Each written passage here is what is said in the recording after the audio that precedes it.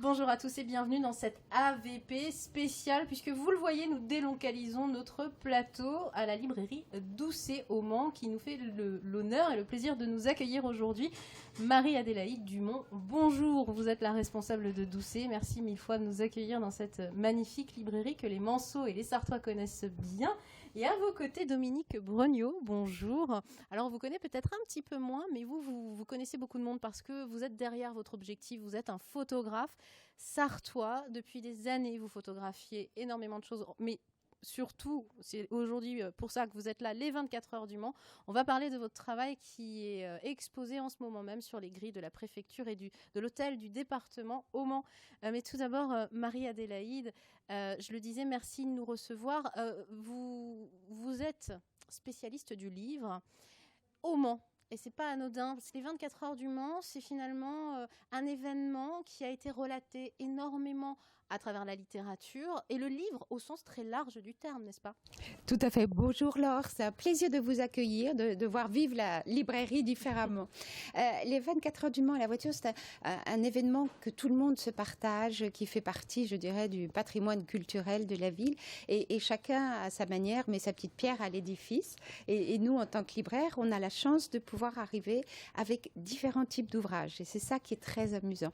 Avec des auteurs, des artistes comme Dominique, puisqu'on a des photos de voitures, on a des très beaux livres qui relatent tant la course que des écuries, que des pilotes. Et puis, on peut avoir des livres qui nous racontent, qui font revivre tous ces événements, puisqu'il y a eu des événements gais, des événements très tristes, voire tragiques. Donc, on peut vivre cette histoire des 24 heures. Et puis, ce qu'on sait un peu moins, il y a un peu de littérature. Et ça, c'est assez amusant d'avoir des incursions dans le domaine de la littérature pure, c'est-à-dire qu'on utilise les 24 heures comme terrain de jeu, terrain d'enquête et comme fond d'histoire. Alors, je vais vous poser une question en tant que commerçante mancelle pendant les 24 heures du Mans, pendant cette semaine des 24 heures. Est-ce qu'il y a des gens qui ne connaissent pas forcément la librairie qui viennent vous voir et vous demandent justement des choses très précises, spécifiques sur la course? Bien sûr, Ouais. on va avoir des étrangers qui passent, puisque quand ils sont sur le circuit, ils ont parfois le temps de visiter la ville, de se promener, donc ils vont rentrer. Ils ont une chance d'avoir une ville qui joue le jeu. Tous les magasins sont décorés sur le thème des 24 heures, donc ça leur donne envie de rentrer, ils se sentent en confiance.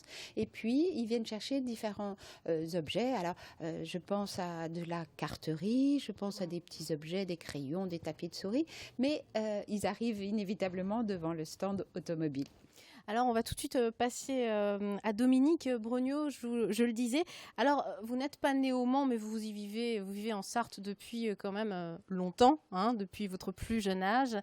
Pour le photographe que vous êtes, photographe professionnel, photographe de presse, c'était logique à un moment de photographier des voitures aux 24 heures du Mans, et pas seulement des voitures d'ailleurs, de photographier la course.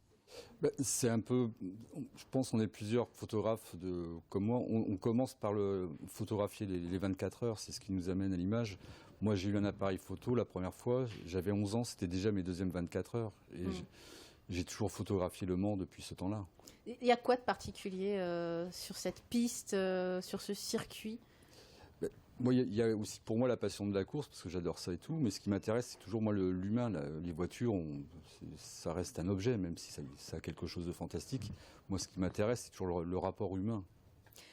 On parle de voyage photographique quand on regarde l'exposition. Donc, je le rappelle, exposition qui est devant les grilles de la préfecture, totalement gratuite. C'est la particularité des 24 heures aussi. Il y a énormément d'événements culturels gratuits, comme ça, accessibles au public. Un voyage photographique, réellement, on voyage sur ce circuit avec vous à travers ces images? Oui, complètement. Bon, il n'y a pas assez d'images pour montrer la totalité du voyage, mais c'est un peu ça ce qui se passe, parce que Le Mans, ça commence donc dès le dimanche du pesage, et c'est le début du voyage. L'arrivée, ça sera dimanche, même après l'arrivée officielle des voitures. On voit toute la vie qui se passe pendant une semaine au Mans, et c'est ça qui est assez fabuleux, quoi. Vous photographiez la vie, c'est vraiment ça. Vos instantanés, ils racontent quoi au juste? Qu'est-ce que vous cherchez comme instantané parfait? Moi, ce que je cherche, c'est capter l'instant, soit le regard, ça peut être le regard de joie, de fatigue, de peur. Il faut que ça raconte quelque chose, même si je garde un peu dans l'image, dans le cadre de l'image de la voiture, je veux toujours, à part quelques rares exceptions qui sont affichées, je veux toujours qu'il y ait un humain. pour moi, ça redonne la dimension à l'image dès qu'il y a de l'humain. En même temps, c'est très très graphique. Vos images sont vraiment très esthétiques. Il faut vraiment le souligner. Ça pourrait être des affiches, à la rigueur, des 24 heures du Mans, très facilement, je dirais. Il faut en parler à l'Automobile Club de l'Ouest. On peut envisager ça pour l'année prochaine. Marie-Adélaïde, des livres de photographie, il y en a beaucoup. De l'iconographie autour des 24 heures du Mans, évidemment, il y en a tellement. Il y en a beaucoup. On a la chance d'avoir des photographes de qualité.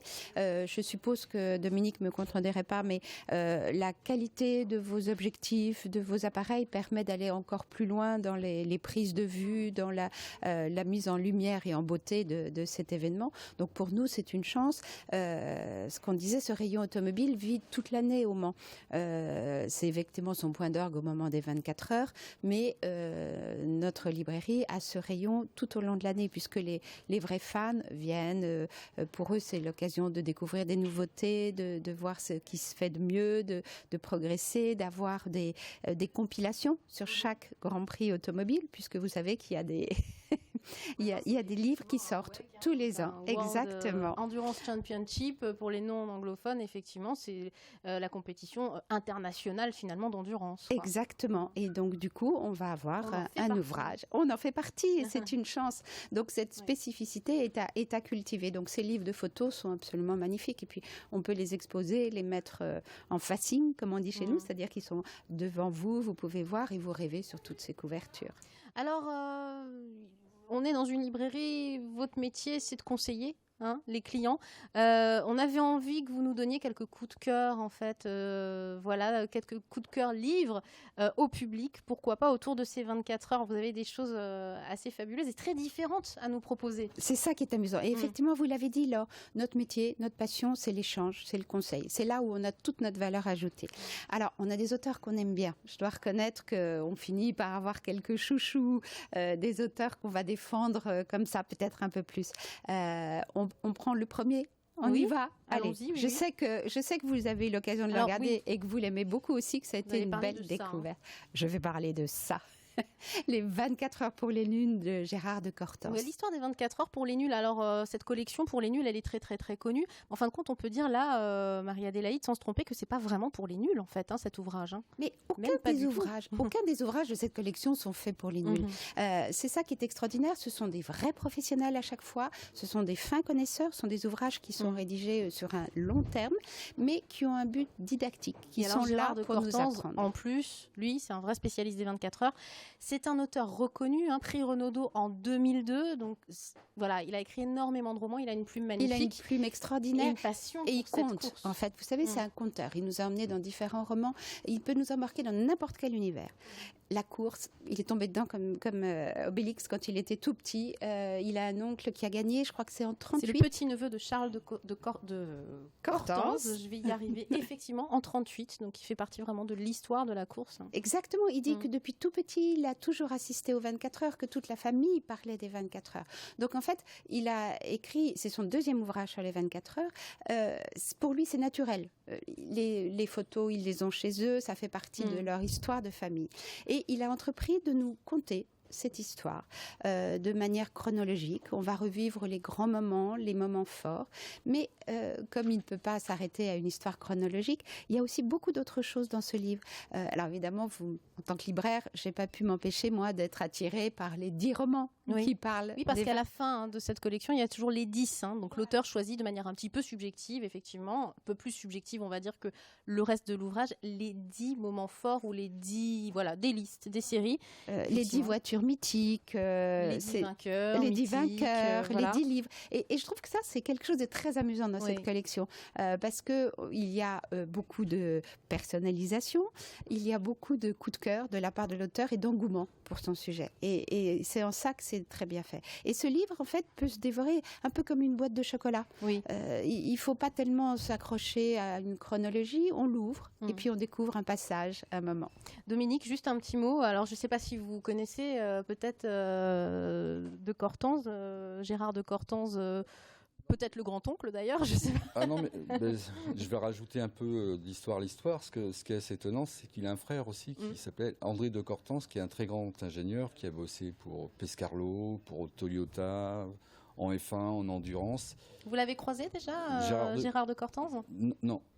Vous allez peut-être le croiser lors de cette édition des 24 heures du Mans, parce qu'il est censé venir, effectivement... Si je peux permettre, il viendra peut-être effectivement pour les 24 heures et nous aurons la joie de l'avoir pour la 25e heure du livre. Ça, c'est une promesse. C'est pas la même saison en tout cas. On continue alors sur alors très rapidement, mais c'est vrai qu'il y a par exemple de la bande dessinée. Bien sûr, on connaît les BD célèbres comme Vaillant. Hein, bien sûr, évidemment. Michel Vaillant fait partie aussi de ces livres qui sortent sur les 24 heures. Ça, c'est une nouvelle série. Il y en a 2 pour le moment. On en aura plusieurs qui s'appellent 24 heures du Mans. On ne peut pas faire plus clair. Qui reprend des duels. Alors, la première, en fait, démarre 64-67, Ferrari-Ford. La seconde qui suit 68-69, Porsche, Ford. On va reprendre l'histoire d'une écurie, l'histoire d'un pilote et relater ces événements. C'est très bien fait, c'est très large public, qu'on soit adolescent ou un peu plus tard. Et puis je vois que vous avez des espèces de bibles à côté de vous, des ouvrages conséquents, on va dire, en tout cas qui prennent la place dans une belle bibliothèque. Exactement. Encore une fois, Gérard de Cortange, la légende des 24 heures du Mans, c'est là où on voyait que ça l'intéressait, qu'il était vraiment particulier, qu'il a utilisé beaucoup de documents personnels. Ce livre est rédigé un peu comme un livre ancien, il a des grands thèmes, Ferrari, femmes, courses, obstacles. Le papier est fait ancien, les photos sont anciennes, mais c'est très réussi. Et puis, un livre d'un homme que j'aime beaucoup aussi, on ne peut pas parler des 24 heures sans lui. Il s'agit de Daniel Poincenot. Ça a été un grand directeur de course pour les 24 heures. Là, je ne révèle rien de nouveau, tout le monde le sait. Et il a écrit Mes vies en 24 heures. Et c'est un livre très émouvant, puisque c'est une autre manière de regarder la course.